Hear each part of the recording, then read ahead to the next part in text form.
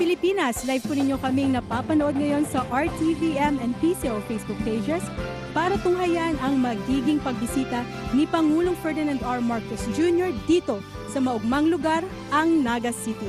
Sa pagdating ng Pangulo kanina, siya ay sinalubong ng alkalde ng Naga, ang dating Vice President, Mayor Leni Robredo. Kasama rin ang Pangulo, sina Department of Human Settlements and Urban Development Secretary, Engineer Jose Ramon Ping Aliling, Special Assistant to the President, Antonio Ernesto Lagdameo, at ni Department of Public Works and Highways Secretary Vivencio Vince Dizon.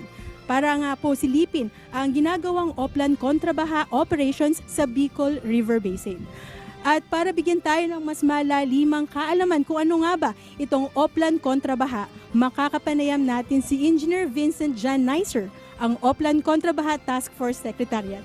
Marahay na aga po sa iyo, sir. Ang umaga, ma'am. Thank you po for that introduction. Sir, ano po ba itong Oplan Kontrabaha at ano po ba yung mga interventions na ginagawa ng DPWH? Alright, basically po yung Oplan Kontrabaha ay yung mga short-term action plans na ini-implement po ng ating government para mabawasan yung pagbaha sa mga communities. No? Specifically, it includes yung paglilinis ng mga drainages na clog ng putik at ng mga basura, pagpapaluwag o pag-clear ng mga ilog na marami na ring sedimentation, pagre-restore ng mga sirang pumping stations, pag-clear po ng mga illegal structures na nakaharang sa ating existing waterways, at saka pag-implement ng proper waste management sa mga communities natin.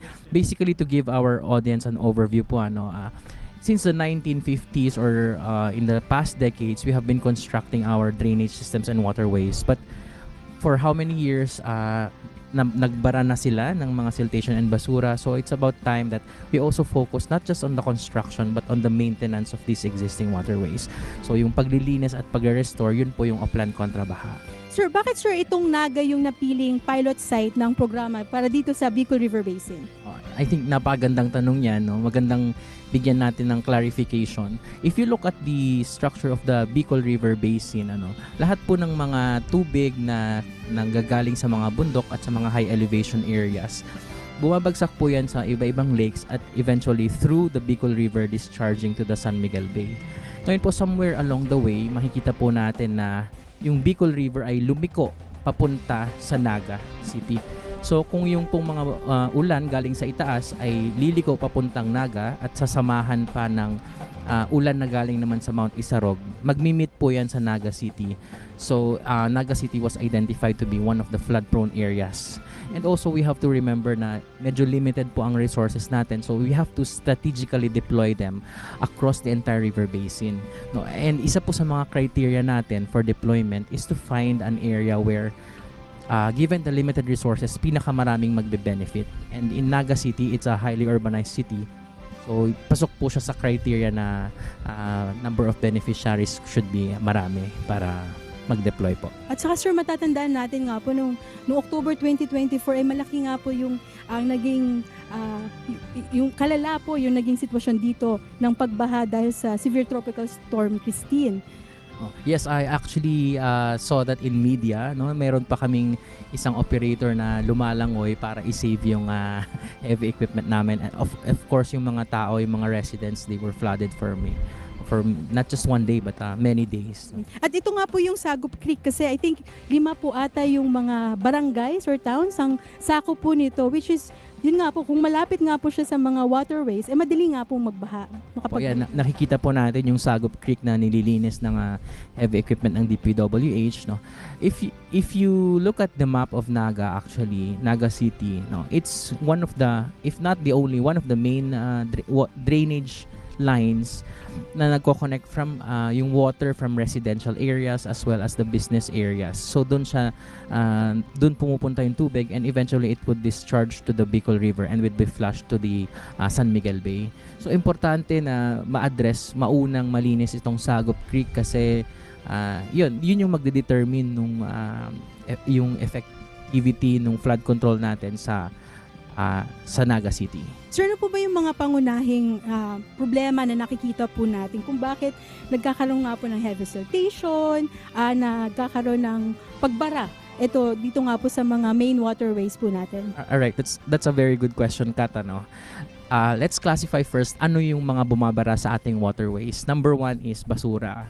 So, yung mga basura po ng tao, not just within the Naga City, but also in the communities upstream, those eventually nag-mix and clog the drainages dito.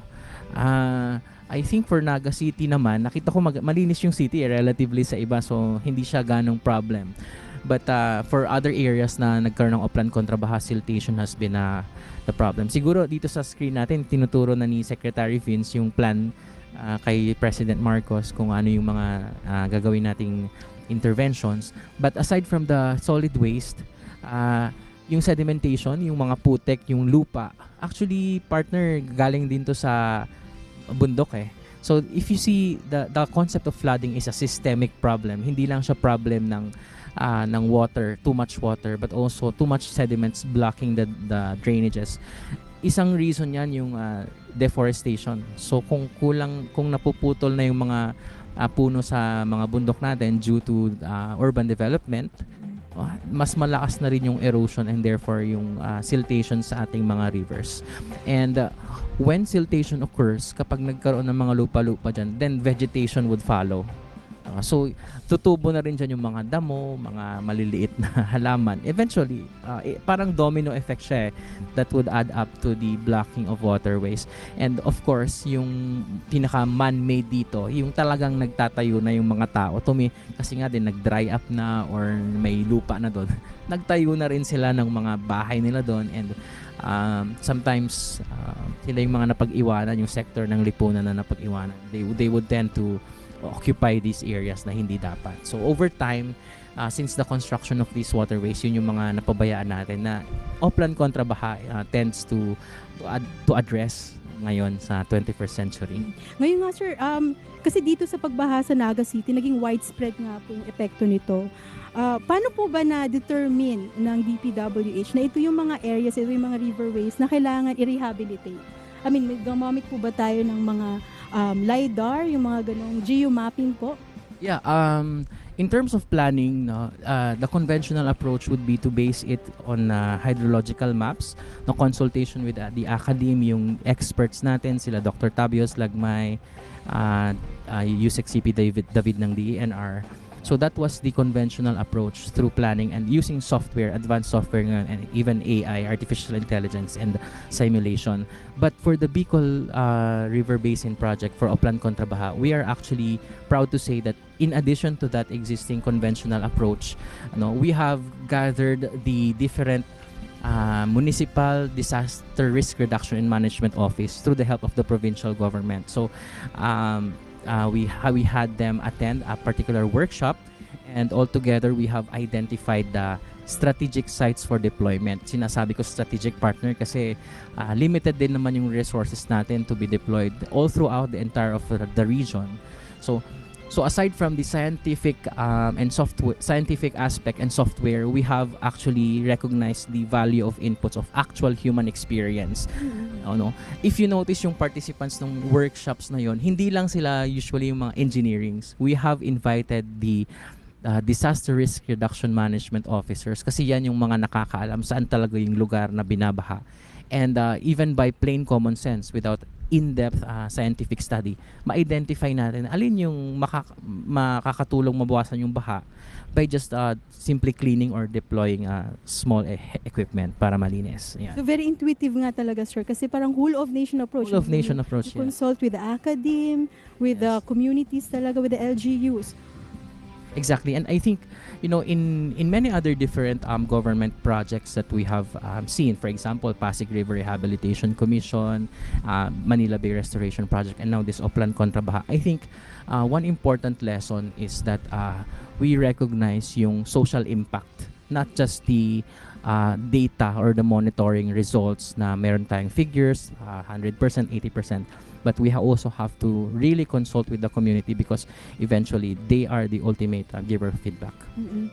Sir, aside dito, naalala ko sir kasi nung bumisita po ang Pangulo dito noong October 2024 during the severe tropical storm Christine, nabanggit po ng ating Pangulo during his Regional Development Council meeting na bisitahin muli yung Bicol River Basin Development Program na naudlot. I think that was in 1986, but it was actually formulated 1976. Could you tell us more about that? Ano Yes. po ba yung update natin doon? I think it was conceptualized as early as 1973 during the time of then former President Marcos, Ferdinand Marcos Sr.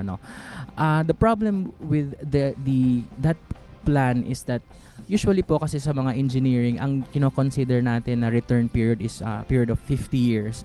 Meaning yung design ng structures mo should withstand whatever change would happen or whatever extreme event would happen in the next 50 years. Kaya lang, if that started in the 1970s, it's now 2026. Kumbaga, expired na siya.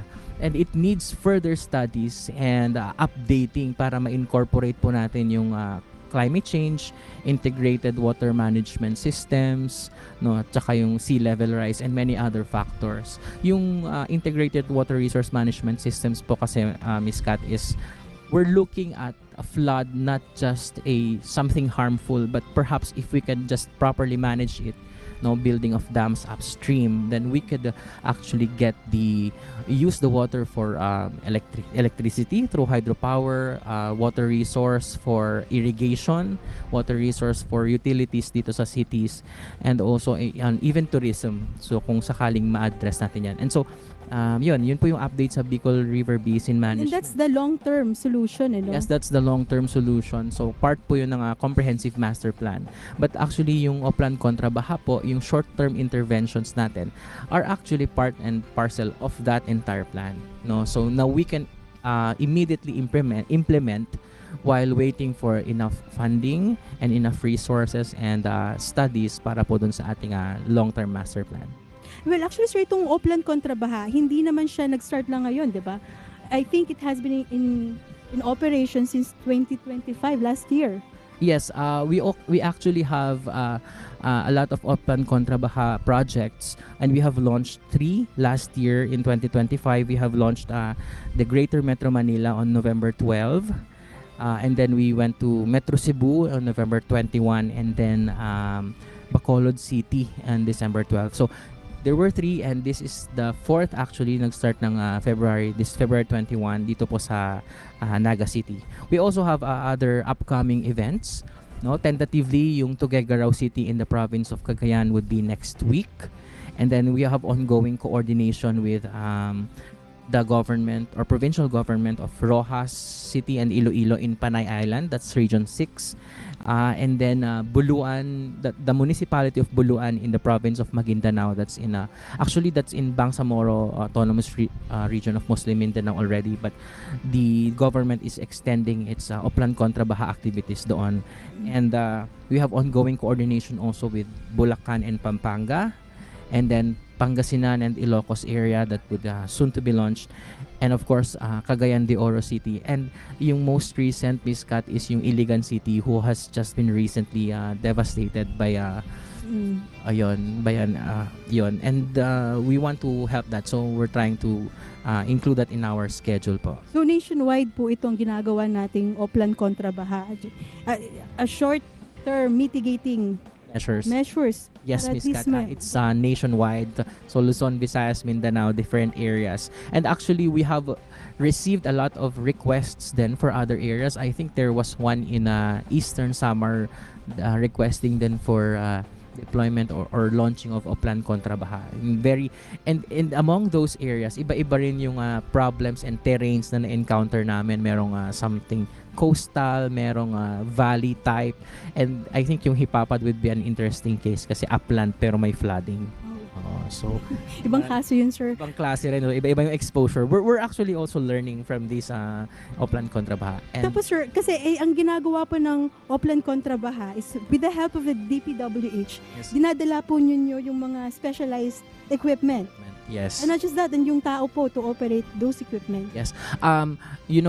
Miss Kat, most of the Oplan Contra Baha workshop, most of the Oplan Contra Baha activities na ginagawa natin, spearheaded by DPWH using heavy equipment owned by the DPWH. But I would like to mention that in Metro Manila, no, specifically San Miguel Corporation has provided assistance to sa mga heavy equipment. They spent a lot to assist us. Kasi of course we recognize that in the private sector, yung kanilang operational framework is really efficient. It's really fast to procure and to deploy resources. Kaya they actually helped a lot dun sa clearing sa Metro Manila.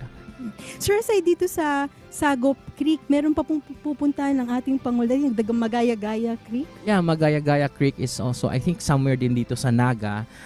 The former Vice President and now Naga City Mayor Leni Robredo wanted to show the President yung case ng informal settlers because, you know, if we are in the office in the palace, for example, iba yung nare-receive nating reports versus we actually see the problems on the ground. So I think ang major problem sa Magaya-Gaya is yung the presence of a lot of informal settlers, no. Itong ganitong klaseng issue would require interagency coordination, yes, because we want to have a sustainable approach in addressing them. That's why we have the SUD. Yes, with the illegal settlers, So, diba? to provide housing, assistance in relocation, and other necessary support para ma-clear yon. And of course, when the President sees the situation on the ground, he would also be able to immediately and direct the concerned agencies to work on it. Kanina nga rin po, sir, bago pumunta dito ang Pangulo, pinuntahan niya rin po yung Jesse Robredo Coliseum na isang evacuation site. So I think more than that, kailangan din ng tulong yung mga ganong, para at least whole approach. You have the pagpapalinis ng creek and at the same time evacuation sites para at least may matinong matutuluyan ng ating mga evacuees. Yeah, addressing flooding is one thing, and the response is also another thing. So aside from addressing the flooding, minsan kasi with limited resources, we cannot completely eradicate it. So we also have to reinforce yung mechanisms to address yung mga evacuation centers natin, pag-inventory ng relief goods and other things. We also have to make sure that those things are present para during the times na merong pang flood and there are enough resources para sa kanila. Yung Oplan Contra Baha naman, I think to manage also the expectations of all the citizens, it does not promise to 100% eradicate the flooding, but at the very least, yung duration ng flooding is ma-minimize. So kung dati it would take days, probably if it would take a few hours or minutes, that would be really very good na for everyone. So ayan po, the tall guy in Invest is actually the task force commander of Oplan Contra Baha. We have Undersecretary Charles T. Calima Jr., who is also a former PNP general, by the way. Siya po yung nag-spearhead sa DPWH ng... who leads the task force of Contra Baha? Yes, the task force of Contra Baha. And then we have Mayor Leni in her signature color.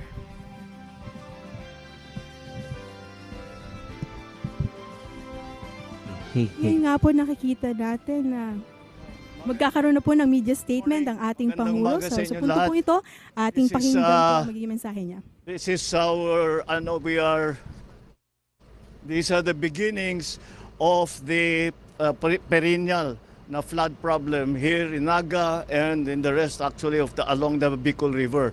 Alam naman natin, ito basin. At maraming mga construction, hindi lamang yung private sector construction, kundi ang pagpagawa nito ng mga iba't ibang yung linipat ang dinaanan ng tubig, kaya naging mas grabe. Isa pang bagay, yung nagsiltation talaga ng husto, kaya kung titignan ninyo, napakababaw na nitong ilog na ito. And with ang sinasabi nga ni Mayor Leni is that many of the places na dati naman ay hindi binabaha, and dyan na rin yung effect ng climate change. Kaya this is what we are trying to remedy. Malaking trabaho ito. It will take time, but marami na tayo mga intervention na pwedeng gawin, such as the pools that we are going to put up. But tawag nila yung retention fund para mabawasan para mabawasan natin yung pagbaba ng tubig. Dahil nga it is may Bicol River Basin, ang plano na talaga pwede natin gawin, na kailangan natin gawin, ay kailangan natin mahuli, na dapat ma-koleksyon na yung tubig bago pa bumaba sa basin. Dahil, again, as Mayor Lenny was explaining, this is a landlocked province. And because it's a landlocked province, ang tagal lumabas ng tubig. So wag na natin sana papasukin. But this is only the beginning. Ito, desiltation lamang ito. At hindi naman ito kagaya ng mga ginagawa natin sa ibang lugar. This is not going to be one time. We will keep doing this until we have the more long-term solutions. At hopefully, down the road, if we design everything properly, hindi na natin kailangan paulit-ulit na binabalik-balikan. Okay? All right. Mr. President, it's a flood control issue. Nakikita po ang visit ninyo sa Naga City in the lens of politics. Are you open to forging an alliance with Naga City? Alam mo, hindi namin pinag-uusapan yun. Alam mo, I think the mayor will agree with me na serbisyo muna bago politika. The most political thing that we did today, I wore my pink socks. My pink socks in honor of Mayor Lenny. Sabi po kasi na No, we have been planning this for a few months already. Because talagang naging critical ito especially with the storms that came in. Then I already instructed Sec Vince and Sec Ping to look at the situation here. Because, we know that Bicol is always the pathway of the storms. But the problem, the immediate problem that we saw, the change in pattern that we saw, is yung bigat ng bagsak ng ulan. Dati hindi naman ganun karami. You got 700 in one day. 700 centimeters of rain in one day. Ano yung katumbas ng 6 na buwan yun? Pas po siya sa Ondoy and Yolanda. Yeah, that's very significant, and that's why it became critical. So we did not discuss. Serbisyo muna bago politika. Marami pang kailangan gawin. Marami pa kaming kailangan gawin. So we will get to that. Aabot din tayo doon. Ano po yung natatakbo siya sa pagkapangulo sa 2021? Again, politics. Ano pong masasabi dito sa announcement? Nothing really. That's her choice. Mr. President, how about the willingness of Senator Amy to run alongside? Again, this is all politics. We're not going to discuss politics now. We are talking, what we are here for is to try and find solutions to this very important problem, very critical problem that we have not only here in Naga City but also in Kamsur, and for that matter, for the whole of Bicol. That's what we are concentrating on.